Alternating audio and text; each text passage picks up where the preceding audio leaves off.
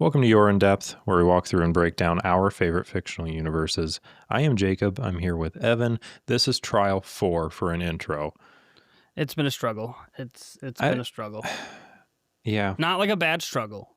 No, we've been laughing a lot. Yeah. But, there's some bloopers. But we're going to be covering Rings of Power, Season 1, Episode 7. It's called The Eye.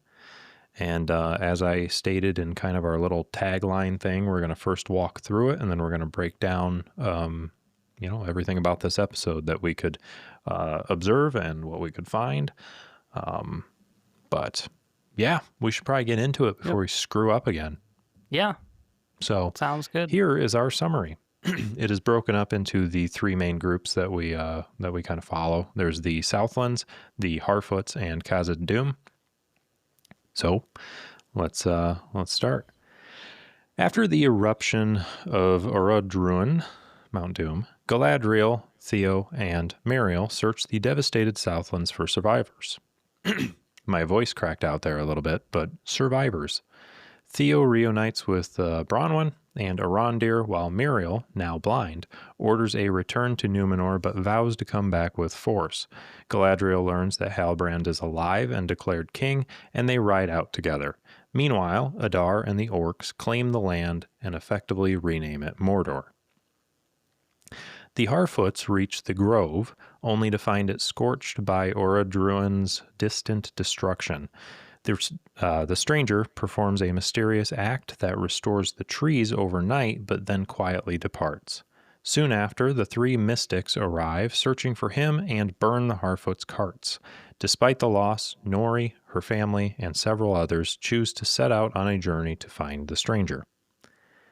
King Durin III refuses the elves' request for Mithril, but Durin IV discovers its healing power when a Mithril gem restores a dying elven leaf.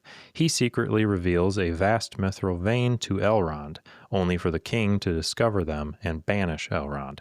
After Durin IV argues again for the alliance, his father strips him of his title, prompting Disa to encourage him to seize his future anyway. Deep in the mines, the discarded elven leaf awakens a slumbering Balrog. Also in there, it was kind of funny because when Disa and Durin IV were arguing a little bit, and they kind of made up and they were apologizing, Durin said something like, I'm sorry that I said your mother had beard lice. Did you pick up on that? Yeah, Disa says it says King Durin III has lice in his beard, and then Prince Durin, like you said, they kind of make up, and Prince Durin's like, well, in your mother's case, she actually does have lice in her. I'm joking. Yeah, that was it. But anyway, we actually have two sponsors for today's episode, so let's get into those. Two sponsors? Yeah. Oh boy. Are you tired of having an itchy beard? I am. Well, then listen up, because this episode of Your In Depth is sponsored by Moria Medical's new product, Beard Guard. It is the frontline defense to beard lice. Just be sure that that's actually what you have, as this product doesn't work against whatever Evan has from giving cat baths to raccoons. What? Yeah, stop licking those things, buddy.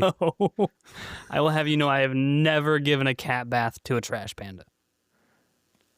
Yeah, well. As much as I would like to. Anyway, and then we have actually another ad that it's... You sound very enthusiastic about this one. This episode is brought to you by Muriel's Massive Mixtape. I can see clearly now, never mind, I can't. This is the only place you can find all of the greatest hits you need for your journey. Oh, gosh. It's been a long day without you, my friend, and there's 0% chance that I will see you again. Oh, my God.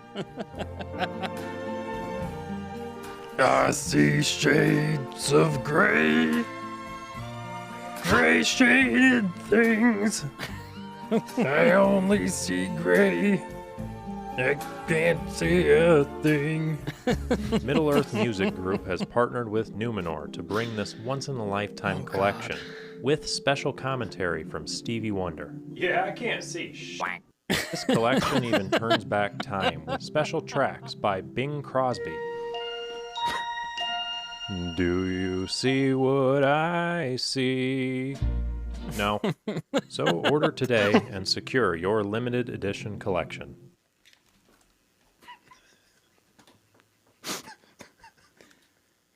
What in the world? I'm gonna have to go pick myself up a copy. That was the one where I like I had it archived for a while because like I made it and I listened to it a few times. I'm like, this is trash. I'm like, I hate that I made this. I think the concept's kind of funny. I just didn't like how it came together. And then I'm like, why do I have such a high standard for these? This is all trash. And then so I did it. I can't see. That was, The heck? yeah. But anyway, so thanks to those two sponsors. Check out some Beard Guard if you're, have an itchy beard. Maybe it's beard lice. And if you want some music to listen to, I guess check out Muriel's mixtape. Oh, goodness. Anywho.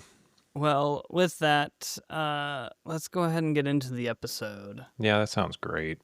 I do want to say that as I was taking my notes, my very first thing, just I know we're not going to do this whole like weird list format, like my next one is, my next one is, my next one, but the very first thing I wrote in all caps was waking up to ash and dust. So immediately I was thinking of parodies and songs, and then eventually I'm like, it'd just be funny if it was all about her being blind. So anyway. No, so when Galadriel and Theo are hiding from the orcs, it's obviously they've all been dispersed from the town that is very much an homage to Evan's two childhood homes. They are all dispersed, and Galadriel and Theo are together, and they were talking, and Theo's very eager to kill the orcs. He's very like, I am going to charge these stupidly, but I'm going to just not think, I'm going to go kill them, which would have totally worked out, and Galadriel got in his way. Oh yeah, sure. But Galadriel is saying not to call dark deeds good. Basically being like, let go of this, hate you're feeling. These are still evil acts. But you can kind of tell that she's kind of like, I get it though. Yeah. Yeah. Because she's very much speaking, I think, from experience with this. Because she knows what that rage and that kind of like that desire for revenge, that darkness that she's talking about feels like. Well, and I wonder too if she's starting to see herself in, her past herself in current Theo. Yeah. And she's finally starting to see how bad that was of her. Yeah. Like even just going back to the first episode of the show, like pushing her men as far as she did, up into the ice storm and all that kind of stuff. It's like, oh, I found a clue, but everybody hates me now. It's like she put the health and well-being of her men in the back, kind of pushed that out of the way and just had her own ambitions. And Theo's kind of doing that here, like he's not really thinking of his own safety or, even potentially if the orcs have taken capture any safety of any captors they might have. He just wants revenge, which is definitely where Galadriel was and probably to an extent it still is at this point. Yeah, he's for sure not thinking things through, similar to Evan when he played with matches. And listen, it was one time. It was one house. It was one house. Yeah, no, I definitely agree with that. Theo is Well, because you said like Theo is talking about like charging the orcs stupidly, and I was like, stupid? Where does Theo sign up? What'd you say? I was like, in my mind, I was like, stupid? Where does Theo sign up? Oh yeah, yeah. We already have seen plenty of Yeah. him rushing into things and not Well, thinking things through. I will say though, for Theo at least, I am, because I've seen through all of season 2 of the show already. You know, I think Jacob, you said you've seen through season 2, episode 1.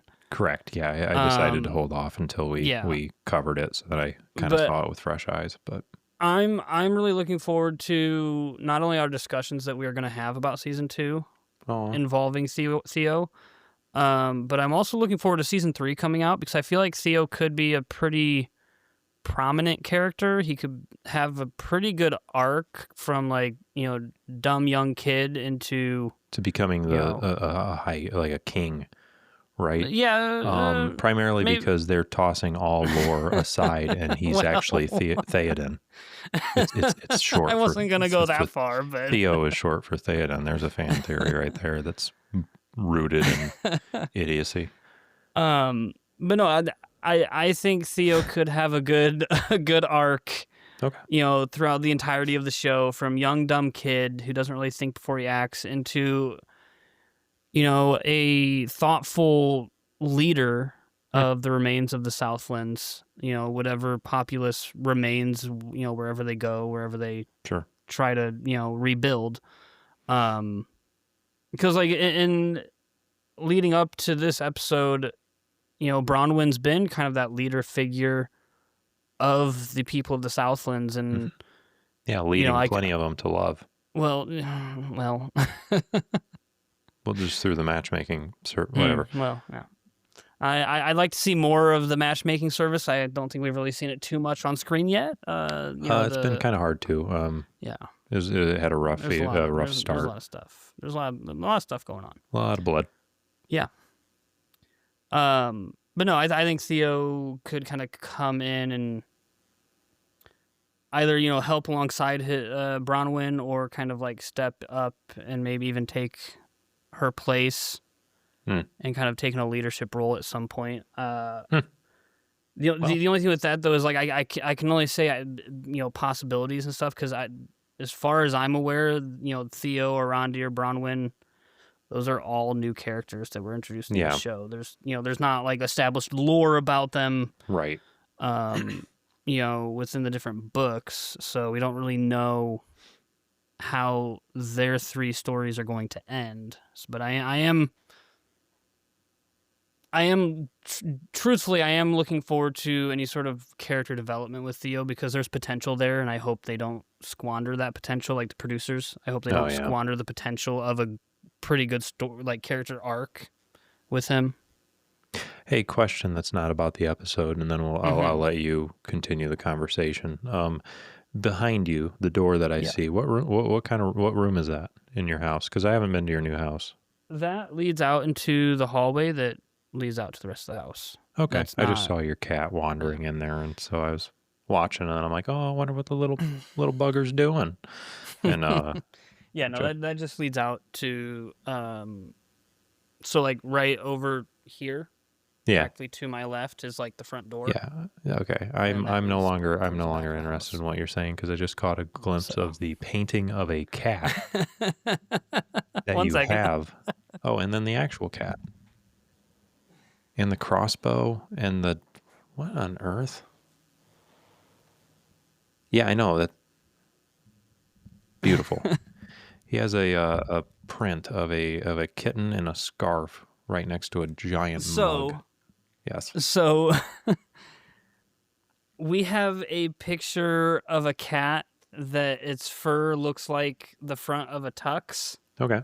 That is in our guest bathroom that I found at, I want to say, TJ Maxx or something like that when Tiffany wanted to go one time, and I bought it for like $10 because I thought it was funny. And that is currently hanging up in the guest bathroom. Well, Tiffany found this, I believe, at Target, and she thought of that other cat picture we have in the guest bathroom, and so she bought it just a little Christmas themed. That's thing awesome. With a cat. That's funny. Nice. So that's what that is. Often when we're talking, my eyes wander, and not just to, you and lower regions, but like, just around your room, and that caught my eye. So yeah. But yeah, anywho. that's why that is there. That's why we have that. Gotcha. Well, anyway, you can continue. He took off his headset.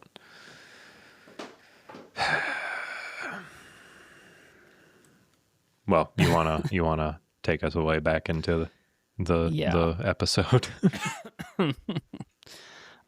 Yeah. So Theo and Galadriel going, trying to make their way back because the two of them are like separated from everyone else at the start of the episode. Right. It's like you said in the summary of the episode, they do eventually like meet back up with everyone else, like with Bronwyn and Arondir and the rest of the Númenóreans and whatnot.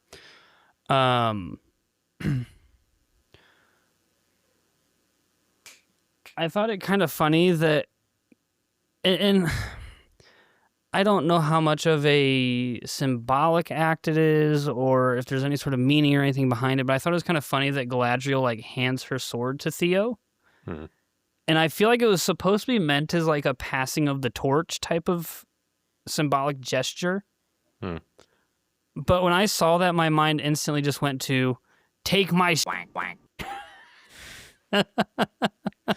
Yeah.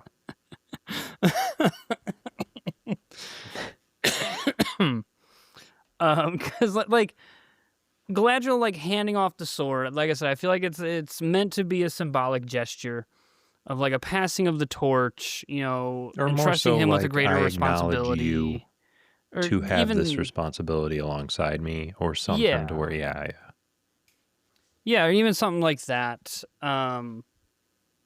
I can't remember though. Does Galadriel take her sword back? Or does Theo I don't keep recall. I don't recall, and I don't remember. Because I remember having the same. So when she gave him her sword, I was like, "Oh, what are you going to use?" And then I don't remember her getting it back. So maybe, but I don't recall it. I don't remember if she like gets it back or not. But if she doesn't, that sword has to be the most well-crafted. Oh yeah. The top of the line gear, equipment, tool, weapon, whatever you want to call it, that Theo has ever seen in his life. Yeah. That he has ever touched with his hands, it has to be. Yeah. Oh, there's a cat. Yeah. No, and because that sword's not Elven, right? But it is Númenórean. Yeah. So and so it's like we've even seen in the previous episodes, like the Númenóreans are renowned for their craftsmanship. Uh-huh. And then we saw what the Southlanders were using, like pitchforks and shovels and like impromptu Sharpened spears when they fought the orcs. Yeah. Yeah. So it's like Theo holding this sword, this has to be the most valuable thing he has ever held in his life. More than likely, yeah. I didn't think about that. Arguably the only thing that would come close would be that sword key that they used to send the water into the volcano. Right, but that's like different. Even. Right. Yeah. That's probably most valuable in the sense of like what it can be used for and the devastation it can cause. But in terms of like monetary value, oh yeah, like Theo. Yeah, I just thought it was something that was funny. Just picturing Theo like looking at this thing like eyes wide, like you see little dollar signs. So many yams with this. Yeah. Yeah, in that moment too, she's like, well, perhaps we can make a soldier out of you yet. And I almost made another Mulan ad. That would have been pretty good. Yeah. But yeah, that would have been pretty good. No, I will say, so continuing speaking of the Southlanders, which is now also a combination of, Númenor and stuff, but that whole group. The way that the queen revealed her blindness, the way that they did this, like, so obviously she like got just a face full of ash and got blinded. But the way that they did it, where it was like, oh shoot, what is his name? Alendil. Alendil, yeah. He is like walking alongside her, and he like ducks out of the way of a branch, and then like looks up, and she just doesn't move, and it like comes very close to her, to hitting her, and then it's kind of like it's slowly painting this picture of like something's Right. not quite right here. But it's like, as the viewer, as you they did a very good job, I think, of the timing of being like, oh, here's some weird stuff. Raise the question. Now we answer it. Like, it was Right. very like in line with what you're thinking. And I thought that was really pretty well done. Well, I mean, that's good storytelling in it anyway. That's like a good way of approaching a story, yeah. obviously. And Well, I'm they not even saying that hint all at of it. Rings of Power is good storytelling. I want to point that out. But I thought that this was good because it achieved that feeling of like, this is kind of chilling. Like, oh no. Right. So Well, like, so they even hint at it shortly before that scene that you're talking about, where she's riding on the yeah, horse. it's like Like slightly when she hinted first at, catches and up then with the rest of the Númenórean forces, if you look, she's got her hand on Valandil's shoulder, one of right, Isildur's friends. Right? She's got his hand on his the alive shoulder, and one, it's like, yeah, the one that didn't die in a burning building. right, But yeah, if you like pay attention, you can see her hand on his shoulder, and he's like guiding her, and it's like, that's a little odd. She doesn't like, she's got some scrapes and bruises, but she doesn't look like overly injured, like she needs to like support her weight on someone else by any means. yeah, And so, like you're saying, it's just like there's some little hints here and there, and if you're looking for it, you can pick up on it before the big reveal. right, But I really liked how the reveal happened.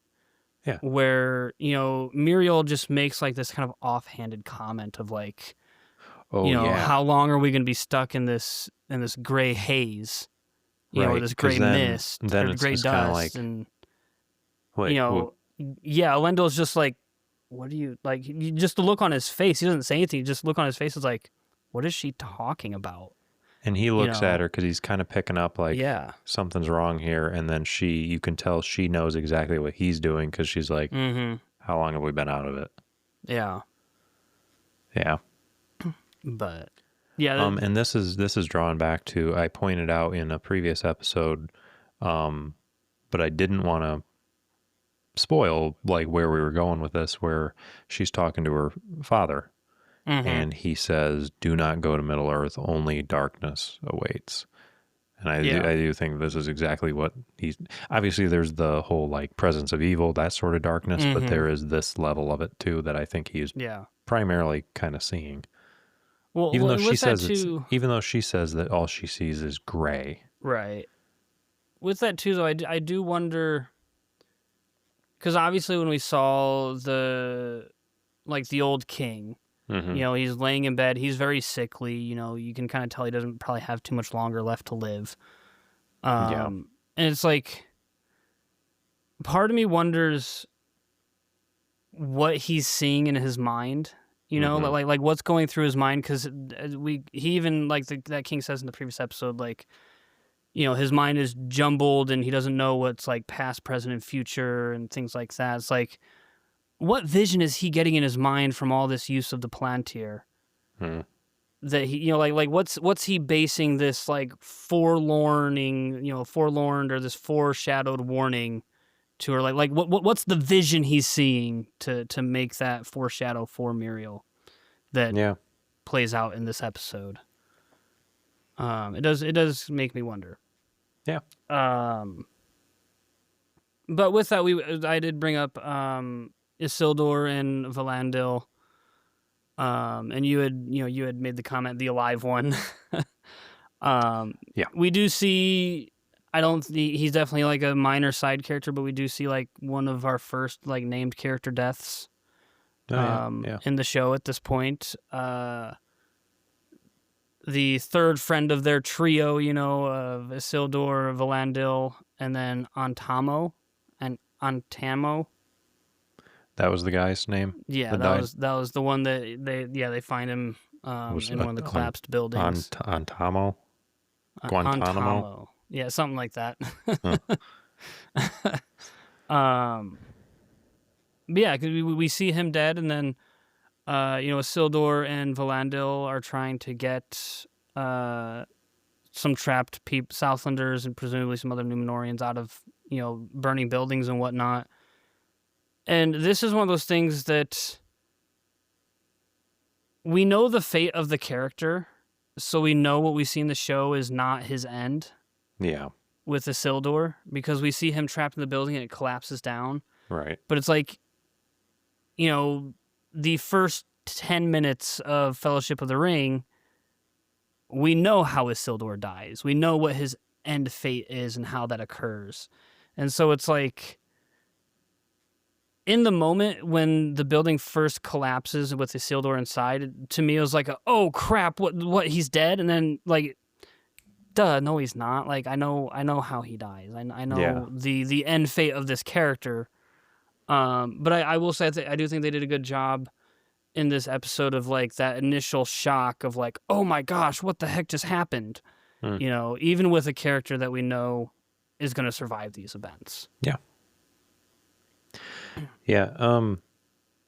Something I mean, I didn't, so we're kind of all in the same, because it bounces back and forth between like, okay, these guys are rescuing people from the burning buildings and like trying to gather survivors. And then there's Galadriel and Theo, and it's all kind of in the same time grouping and stuff. Mm-hmm. But I totally forgot that Galadriel was married to Celeborn at this point. She drops his name, and this is something else she's carrying around. Obviously, the death of her brother, but then the supposed death of Celeborn. Right. And so she has a lot of anger towards the orcs and stuff because of this. More so probably towards Sauron than the orcs, but kind of all in the same. But from Lord of the Rings, we know that Celeborn's not dead unless she just found another elf and she's like, I like that name. I want to keep it. I'm familiar with it. Well, I will say, yeah, with that specifically, kind of brings me into this is towards the end of the episode, I was telling Jacob before we started recording, I went into some of the differences between previously established lore and then changes or interpretations or tweaks to said lore that the show has made. And that is, with the Celeborn thing that you mentioned, there is one of those tweaks or changes that they've made. And I'll go into that more specifically. I'll go into more specifically, but I'll bring this one up. So in the show, Galadriel expresses belief that Celeborn is dead. Like she lost him. Kind of making. She implies that that he's dead. She doesn't like straight up say it. So it's like there's the implication of his death, which creates like an uncertainty about him and what happened to him, his fate, all those kind of things, which we obviously know he's not dead because we see him in Fellowship of the Ring. Well, in pre-established lore, excuse me, Celeborn was never lost or presumed dead. Like, he never just disappeared the way that Galadriel says in the show, like this. They do spend some time apart, during this era, Galadriel and Celeborn do. So there's like a span of the two of them being separated from each other, but it's never one of those things of where she's like, my husband's dead, I need to get revenge, which is kind of implied in the episode. And like with that implication that the episode gives, it like within the show as they're doing that affects her motivations, the trauma she's had, narrative arcs that she goes through, having quote unquote lost her husband. Like that obviously affects someone very heavily. And so like making that change from pre-established Tolkien lore to the show kind of changes her character in different ways. Which I don't want to say directly goes against how Tolkien like envisioned the character of Galadriel, but it definitely changes it some. It kind of takes it away from his original vision of the character to some extent. And so, like I said, I have more of these like lore divergences and different little tweaks and stuff, and I'll go into more of those towards the end of the episode. But that's just one example of quite a few of them that I have here. In this same kind of scene, packing, whatever you want to call it, Galadriel and Theo hide from the orcs. And it was very much like, I don't know if it was trying to be inspired by or like if it was drawing connection to, but it reminded me so much of Frodo and the other hobbits hiding from the Nazgul. Yeah. Where you've kind of even got it as so far as like one of them fidgeting with something, Right. almost screwing up the whole thing, because like in this one, Galadriel and Theo are up against a little like embankment, and the orc is above them, and Theo is so eager to attack it that he like shifts with the sword and it clinks, and then they're like, you know, what was that kind of thing. Whereas in Fellowship of the Ring, I think it must have been, the Nazgul's there and Frodo's screwing with the the ring, and same situation. It's like they're up against this embankment and the Nazgul are above them, and he's messing with this, and in this case it didn't like make a noise and draw their attention, but he's, you know, and so I don't know, I didn't know if that was intentional, but it definitely reminded me of that imagine scene. So I would imagine that was probably, it might not be the sole reason for that scene, but I imagine there's probably some inspiration for that scene from Fellowship of the Ring. But you saying that just reminded me of, and this goes away from Rings of Power but stays within Lord of the Rings. It reminded me of this post on Facebook that I saw where it was talking about the Nazgul. And someone had posed the question of, in Fellowship of the Ring, why did the Witch King flee Weathertop after stabbing Frodo, like when Aragorn shows up with the sword and torch? And I was going through the comments and just kind of reading through what different people were saying. They were bringing up like the whole, no living man can kill me that we see in Return of the King, when the Witch King's like facing Eowyn. And you bring up the Nazgul just reminded me of just kind of going through the threads of comments on that post, and people like talking about that, and then bringing up like the dagger that Mary uses to stab him in the back, and the ancient magic and all that kind of stuff. I thought it was just kind of funny,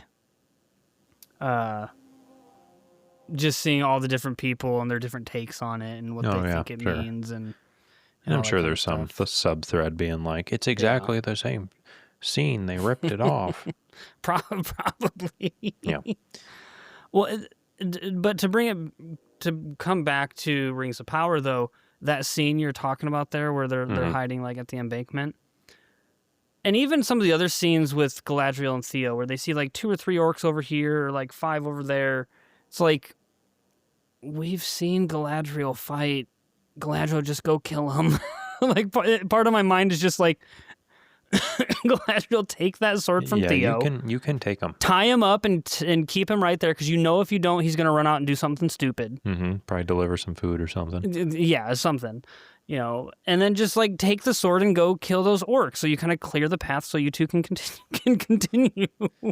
But on the other side, it's like there's no way she's going to be able to do that quietly. Like, they're going to screech or yell or what have you, and it's going to alert other orcs nearby. But part of my mind was just like, Galadriel, you're supposed to be this dope warrior. Just go to work. Come on. Yeah.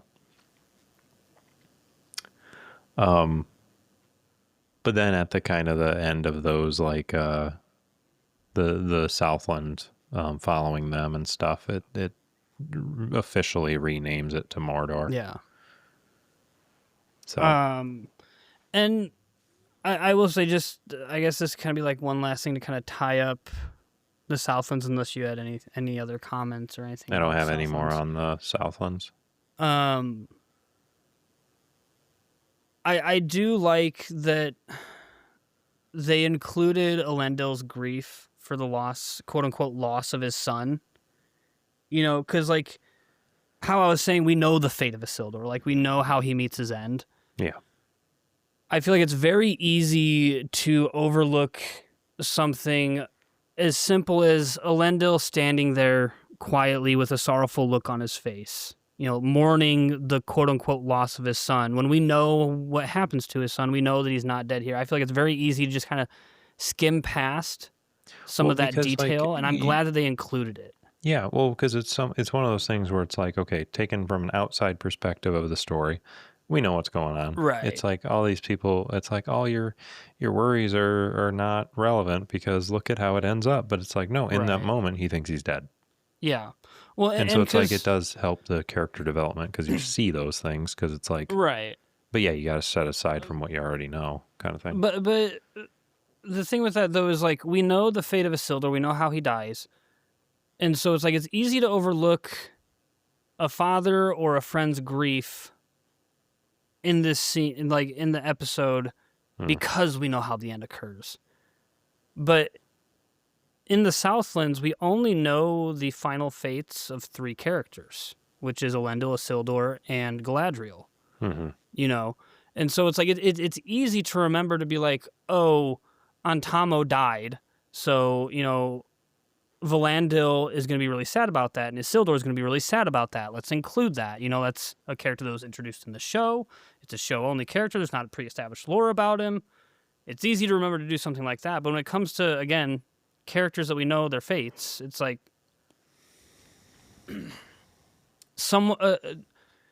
if you're not focusing on the details, it's something to easily not include.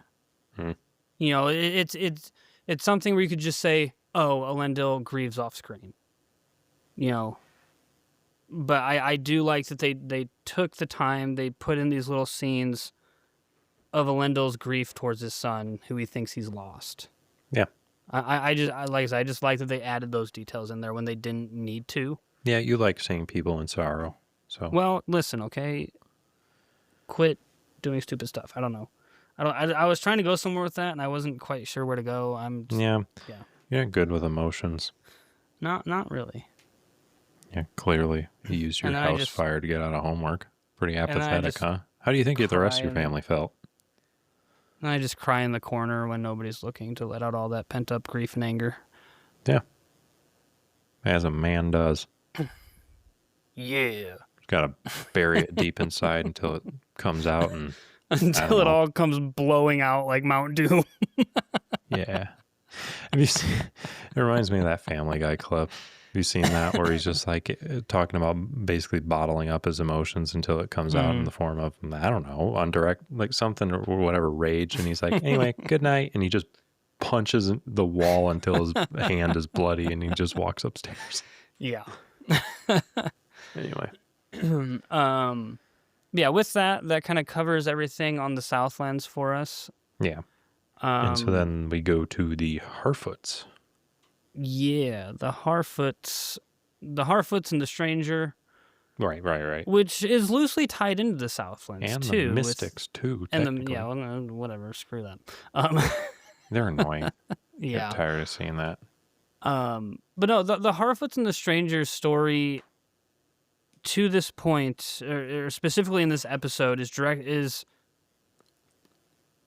indirectly tied to the Southlands, because some of the explosion of Mount Doom, as you said in the recap, some of those volcanic rocks go pretty far, and the Harfoots are like banking on this grove being full of food and supplies, for them to live off of before continuing their journey on, and it's all gone. Yeah. Yeah, these are the group that's actually affected by that, because like Khazad-dûm and the Elves are kind of got their own thing going on. Right. Yeah, Khazad-dûm and the Elves are like, they're far enough. Yeah, the Harfoots are affected by Mount Doom's eruption, like inadvertently affected by it. Like there's no way that Adar and the orcs, planned on, we're gonna make this volcano explode. It's gonna make us a new home, And we're gonna mess up these little small people over here too while we're at it. Oh yeah, Well, they're just kind of collateral. It's like it's collateral damage, but it's like pretty big collateral damage, which could mean life or death for this other group of people. Yeah. Which, when I first watched season one of Rings of Power, up until this episode, I always had the assumption that the stuff with the Harfoots and the Stranger was happening over where the Shire was going to be established. Like way, way, way west on the map of Middle-earth. Whereas once you get to this episode, you kind of realize, no, they're a good ways east. Like, they're probably on like the eastern edge of maybe Rohan. You know, as we see the Lord of the Rings map, by the time you get to The Hobbit and the Lord of the Rings trilogy, they're probably like, I would guess, like western edge of Rohan, maybe even like northern end. Well, at this point, this grove is probably into like the eastern edge of Gondor territory before Gondor had been established. Just for volcanic rock to, impact them in such a way, they'd have to be fairly close. Yeah. In the Harfoots, I thought it was kind of funny where I forget who was talking, but they're like going back and forth, and it was when the stranger was whispering to the tree, and they're like, what is he saying? And it's like, well, he's like little words or something, and it's like he's likely muttering little words so the tree will understand. And the other one's like, yeah, but trees don't speak. And then I think it was the mayor kind of guy, the leader. Yeah. He's like, well, some do. Like, I don't know. It's just a funny interaction. Like, there's a few of these. Like we mentioned earlier, the like Durin and Disa's kind of interaction, and it's like there's a lot of funny interaction in this.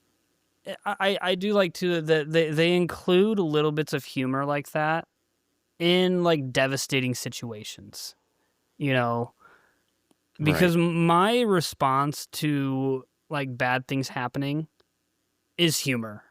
Yeah, like that. That's how I deal with. You could have written up an entire hour special based on your two childhood homes. Don't even get me started on my parents' divorce.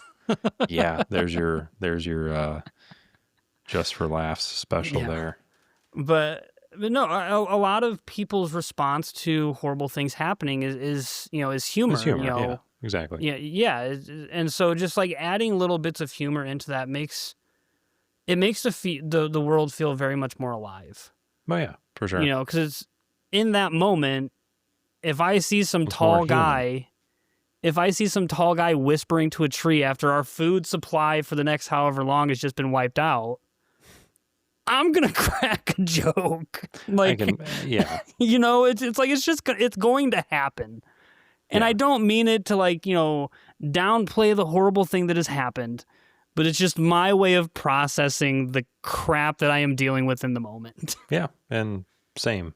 And so seeing that it is a very relatable kind of approach, and it does make it feel more alive because it's quite a bit of people's response is humor. Well, and then to just compound on the Harfoots losing stuff, the three mystics show up, and they're like, "Where's the stranger at? Where's the guy at?" And they're like, "We don't know." So they just burn their houses down. Yeah. It's just like these poor Harfoots have done nothing wrong. They're just going about their lives, trying to live full lives of happiness and enjoyment, and doing their own thing. Yeah, these and mystics, in this moment, they just lose so much. Yeah, it definitely got worse. But I wonder, do you think it was because they like stepped in and kind of stood up to the mystics, or do you think that they were going to probably do something anyway? I think it's because they stood up to the mystics. I think it's because they, to be honest, in a certain way, they like were disrespectful to these three people who probably have this, they probably have this thought in their mind of like they're above everybody else. Yeah. You know, they see the Harfoots and they're probably, to some extent, these mystics are like, you're beneath me. You're the dirt under my feet. I don't care about you. Oh, now you've disrespected me, and I'm so much more than you. Take that. Yeah. Is how I always took it. You know? And that's kind of 'Cause what it's I like- was thinking. But it was funny when they were standing up to him, how they were like, you harm a hair on her foot. Like just that, because it's like, I don't know. But in my mind, though, because I have this view of the mystics of like they view themselves above everybody else, unless someone does something like be disrespectful towards them, or at least they perceive that they've been disrespected, they're probably not, quote unquote, going out of their way to do something like burn down all of the Harfoot supplies.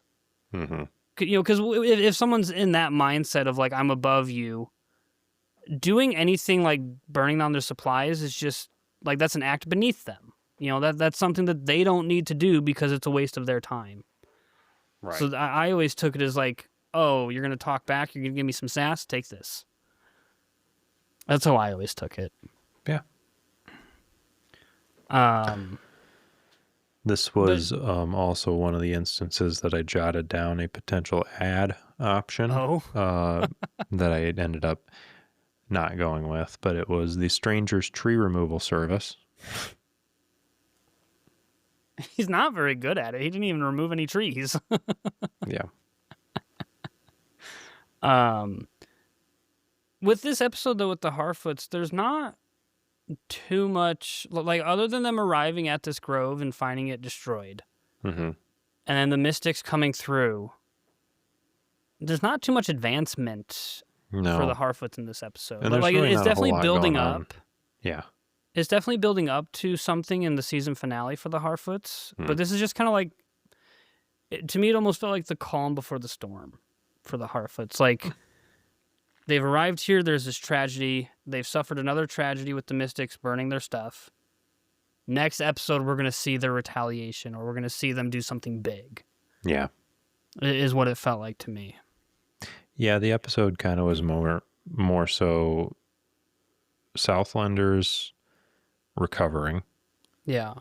Harfoots existing. And then Khazad-dûm like more eventful. Yeah, Khazad-dûm had a lot of stuff, had quite a bit go on in this episode, that's for sure. Yeah. Unless you had anything else for the Harfoots and the Stranger. Nope. We leave off with, like you said in the recap, with Nori, her mother, Poppy, and then the Harfoot elder Sadok Burrows. Yeah. Leaving the rest of the Harfoots to go, like you said, try and find the Stranger and warn him of these three mystics in pursuit of him. Again, just adding to kind of like the build up, the calm before the storm for the Harfoot story.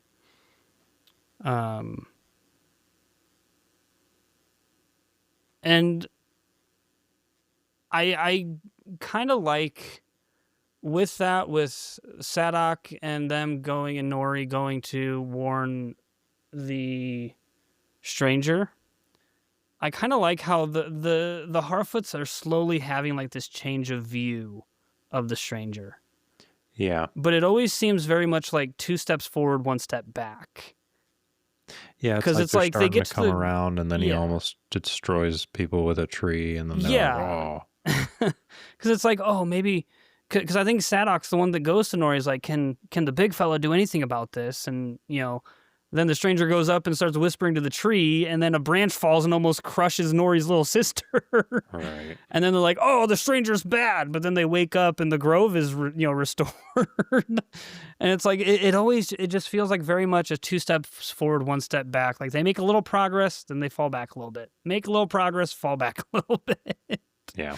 I always just kind of thought that was funny, but it makes sense at the same time, because when we're first introduced to the Harfoots, they're hiding from 2, in season 1, episode 1, they're hiding from 2 big folk, as they call them. They're just walking through the the grasslands. So like Right. they naturally have a a distrust to the large folk that they would come across. So like it does make sense that they're very much a 2 steps forward, 1 step back with the stranger. But I do like that progress is being made. Yeah. So. But in Khazad-dûm, Elrond says he says a term. Well, he's talking about himself. He's Elrond half elven. Yeah. What is that? So Elrond is half elf, half man. Okay.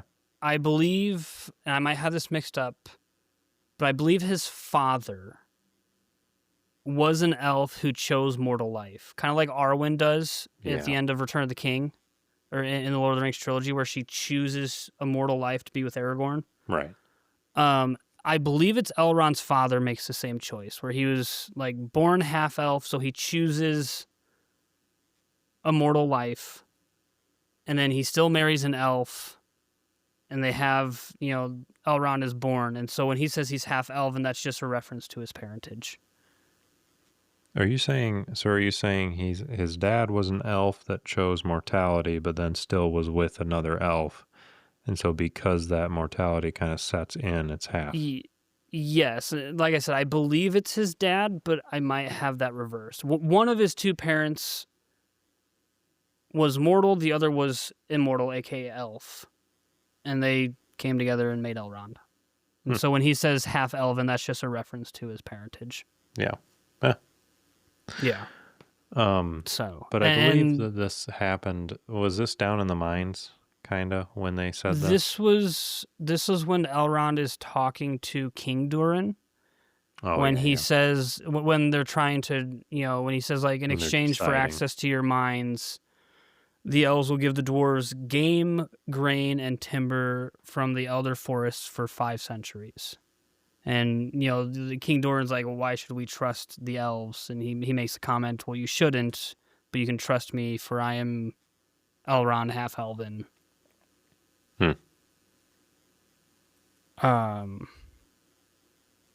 Which, and I've made this comment before as well, it still strikes me as odd how, because I think I might have first brought it up when Prince Durin met Gil-galad, and they're kind of going at each other with comments. And now Elrond with King Durin, they're kind of like, the distrust is there, the suspicion is there. And I still just wonder where that is coming from, because this is just another instance of distrust between elves and dwarves. And I still wonder where that distrust comes from. And I'm actually going to, like, Google search, because now I'm actually really curious. 8 elves in Rings of Power. I'm going to do Rings of Power because I imagine if I did Lord of the Rings, it's probably going to refer back to, like, Thranduil not helping Erebor and that sort of stuff. More than likely. So in Rings of Power, the animosity between dwarves and elves stems from historical mistrust and conflicting natures. Let's see. A long-standing history of grievances, including a past instance where elves hunted quote-unquote petty dwarves, and the dwarves' deep-seated suspicion of elves motivates after the Nag Lamir affair, where dwarves killed King Thingol and raised his kingdom. So that just makes me think different grudges and stuff happen, or like grievances being committed on both sides. Elves like hunting dwarves for sport at some point kind of makes me think that's what that's referring to. And then dwarves killing a elven king. Let's see. Mites were hired to create a necklace. Combined with the Silmaril, the dwarves became greedy for the jewel and refused to give it up, killing King Thingol in the process, raiding his kingdom and subsequently destruction of their army by the elves, creating a deep and lasting rift. So the Nag Lamir affair is one of the big predominant things that it is bringing up, where dwarves were hired to create a necklace to be combined with one of the Silmarils, which I've talked about in previous episodes. If anybody's confused on what I'm talking about there, go listen to previous episodes of Lord of the Rings that we've covered. The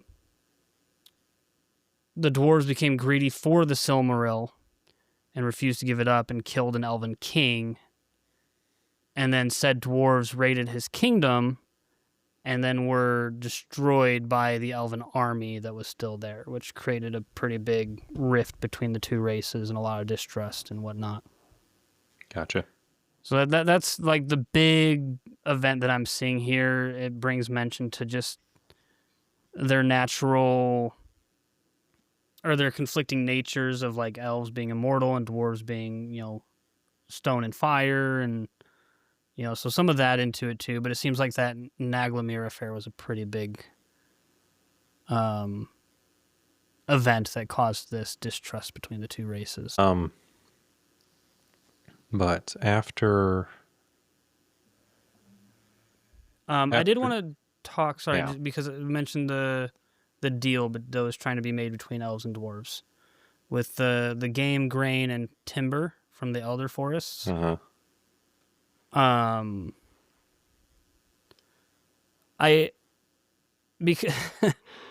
I don't really know what to think in terms of like how important those things are to the dwarves that the elves are offering.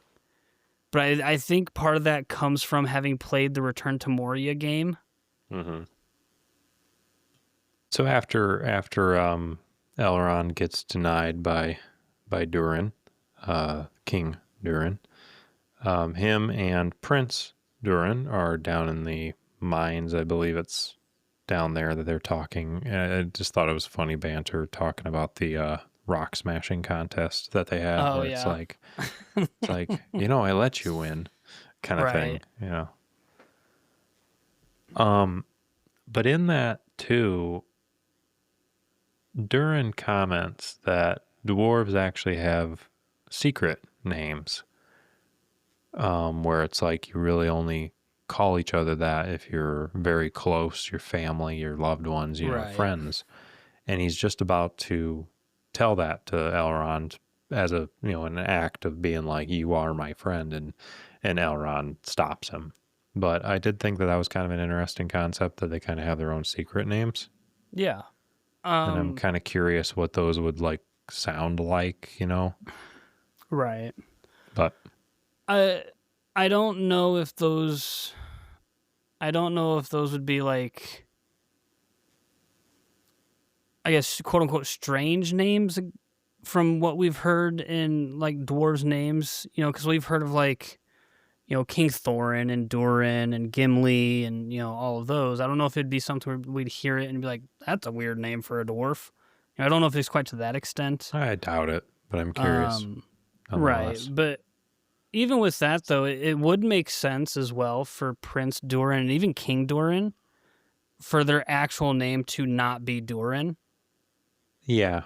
Yeah, where Durin's more of a symbol of their lineage rather than... Yeah, to an extent, and I'm pretty sure I've talked about this before with Lord of the Rings, but like the name Durin is given to someone who has a likeness to Durin the First, like the first great dwarf king. And so it's like you could have a dwarf born and they hit, I don't know, 14, 15 years, 20 years old, whatever, and everybody's like, yeah, that looks like Durin the First, but he has no like blood tie to Durin the First, and he could be named Durin the Fifth or Durin the Sixth, okay. And so it's like it's not necessarily a blood tie, but if I'm not mistaken, for the most part, like the King Durin the Second and Third and Fourth is because like King Durin here and Prince Durin here, if I'm not mistaken, they do have a direct tie, like blood tie to Durin the First, but that's not necessarily a requirement to receive the name Durin. Okay. Because I'm trying to think. I think it's during the events of, I think, the Lord of the Rings trilogy. I think is when we actually get Durin the Sixth. I want to double check that. What would that be? That'd be VI.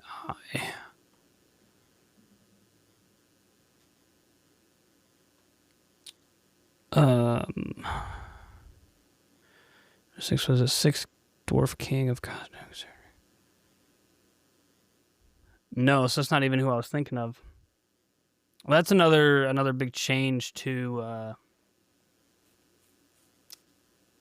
between previous established lore and the show. Because King Durin the Sixth is actually, within established lore, is the king of Khazad-dûm when Khazad-dûm falls to Durin's bane, a.k.a. the Balrog from Fellowship of the Ring.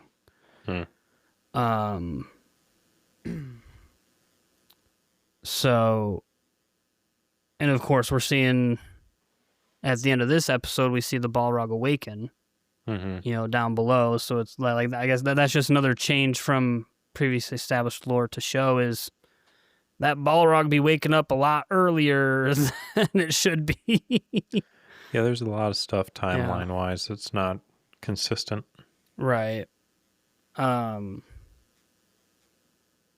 so I mean, I'm just not even going to go back to my original point because my original point was not correct now that I double-checked this.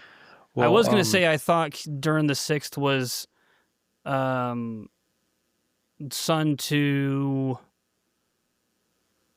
what was his name? King Dane of the Dwarves, who shows up in The Hobbit. Right. But I am incorrect on that, so ignore what I was going to say there. That is not right. Neat. Well, in this area, as I was just talking about, this is where King Durin finds them and then kicks Elrond out. Now, when he got kicked out, isn't this the same door that the Fellowship entered? Yes. Yeah. It looked like it, at least. It might be the same location, but that door has not been built yet. Oh, okay. Yeah. It looked very similar. I wasn't sure about that one. I think it's the same location.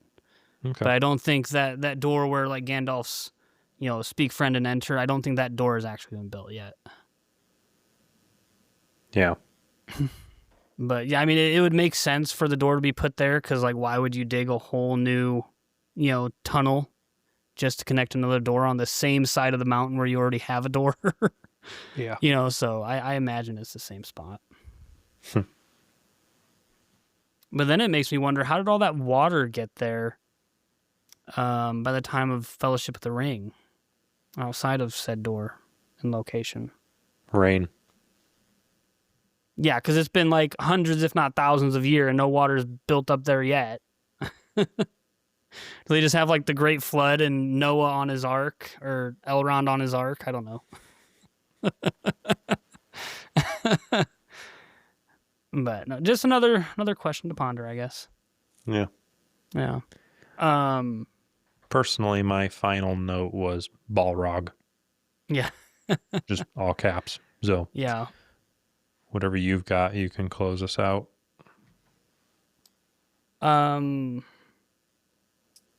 So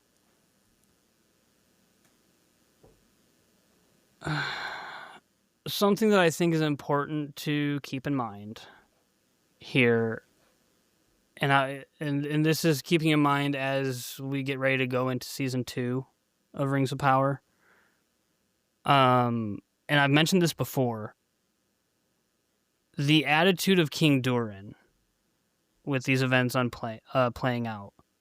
Because the whole reason he rejects the offer of the elves, rejects the game, the grain, the timber, all that stuff, is for the safety of his own people.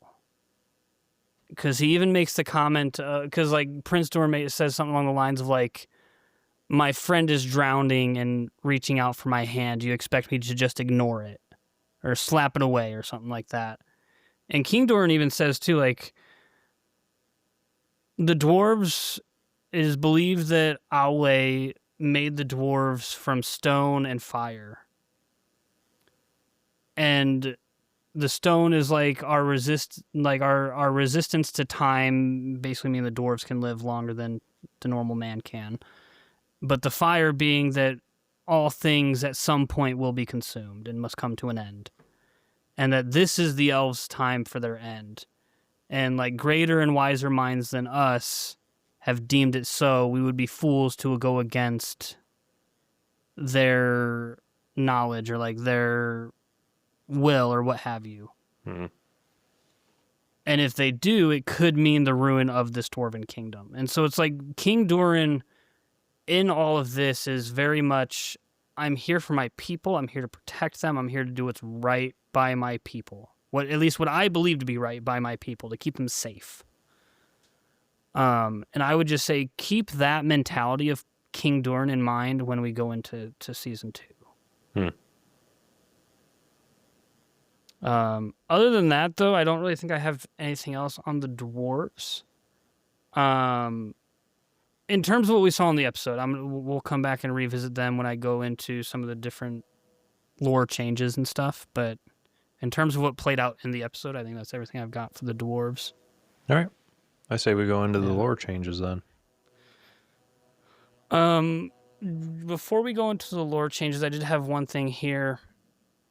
Oh, excuse me. So, I thought you said you didn't have anything else. Not for the dwarves specifically. Oh. But some of the significances of this episode, like the Southlands devastation and being rebranded as Mordor, Mm-hmm. it just sets up a lot of... In the moment, I feel like watching the episode, it's easy to forget how much that event sets up future events. Like, just the fact of Mordor being formed sets up so many things that impacts all of these different people, dwarves, men, elves, hobbits / Harfoots.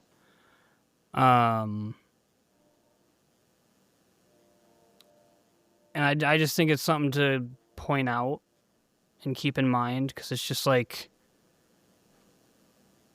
this is where Sauron's going to launch all of his assaults from. This is where all of his orcs are going to be based out of. It's just I just think it's something to I guess kind of re-bring up, or just, I'm trying to think of the word. Not necessarily focus on, but just expand on, I guess.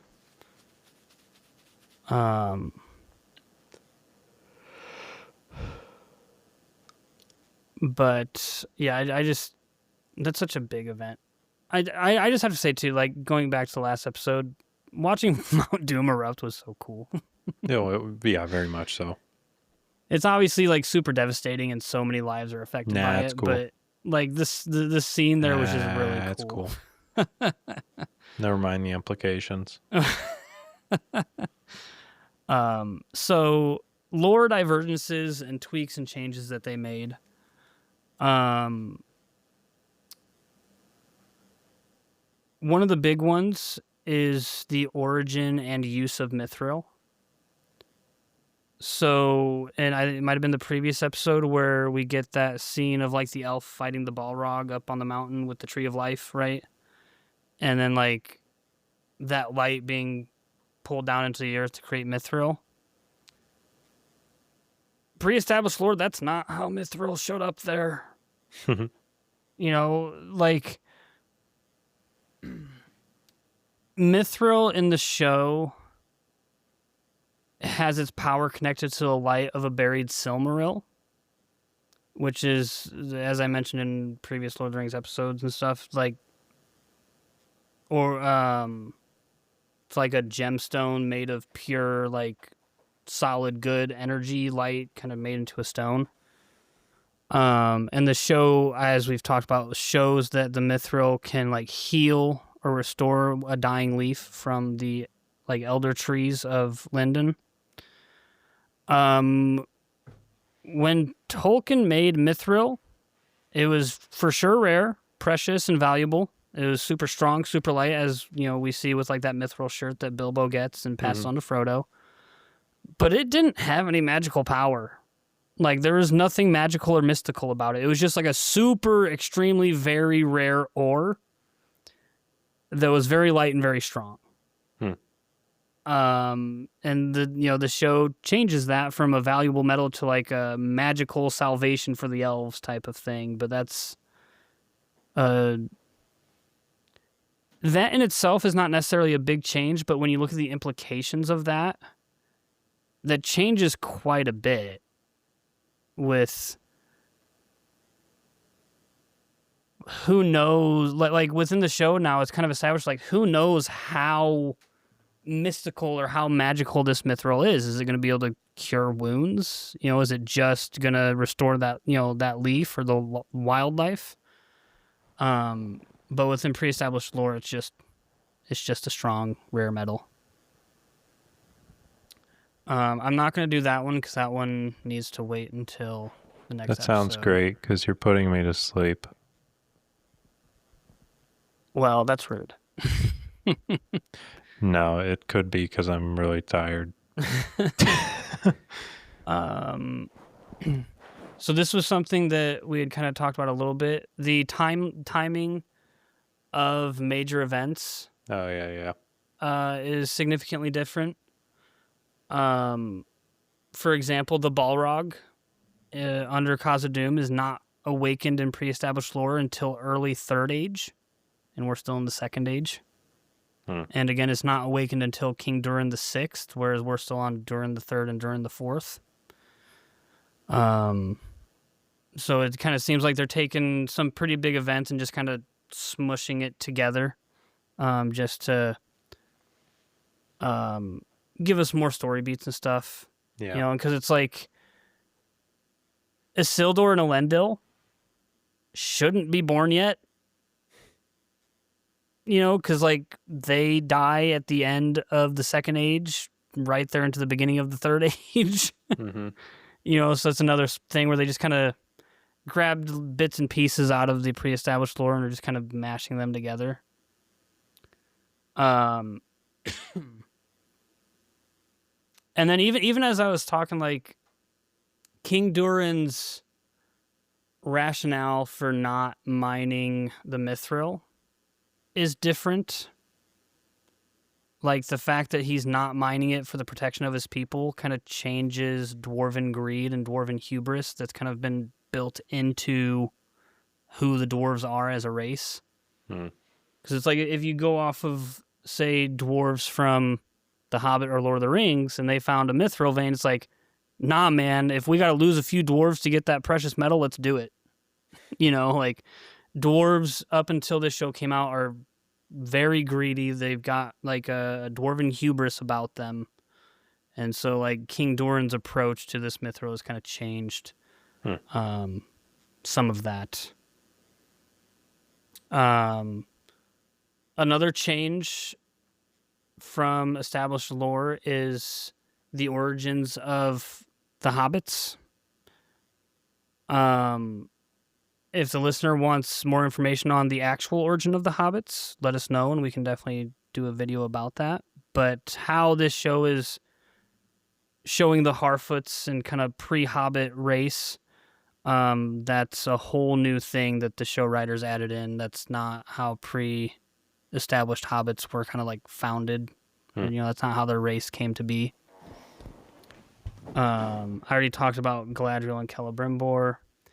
And then the last one I had on here is the creation of Mordor and the history of the Southlands. Because obviously in the last episode we saw how Mordor was created. Mount Doom blowing up, taking out the Southlands, the orcs can move in and do what they want with it. The canonical histories for Middle-earth, Mordor was not founded by devastating a human realm. Mordor... Sauron just had Mordor and, just put his base there. It's not like there was pre-existing people that lived there and he came in and wiped them out. Sauron just like went there to a barren, desolate land and took it, and that was his.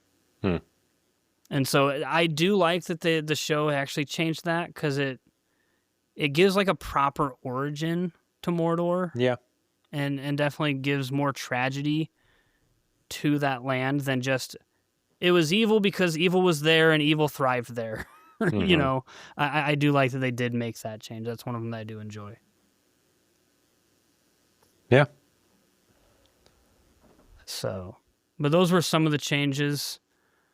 Again, there was one of them in here that I'm not gonna go into yet because we haven't reached that point in the show yet. Gotcha. All right. Yeah, so it's there's some changes to the pre-established lore. I think I'm gonna try and do this at the end of each episode. If there's like big changes that are made, if there's like a small little thing, I'm not too worried about it. But yeah, I think these were some fairly big ones that a lot of people probably didn't know about. Yeah. Well, high point.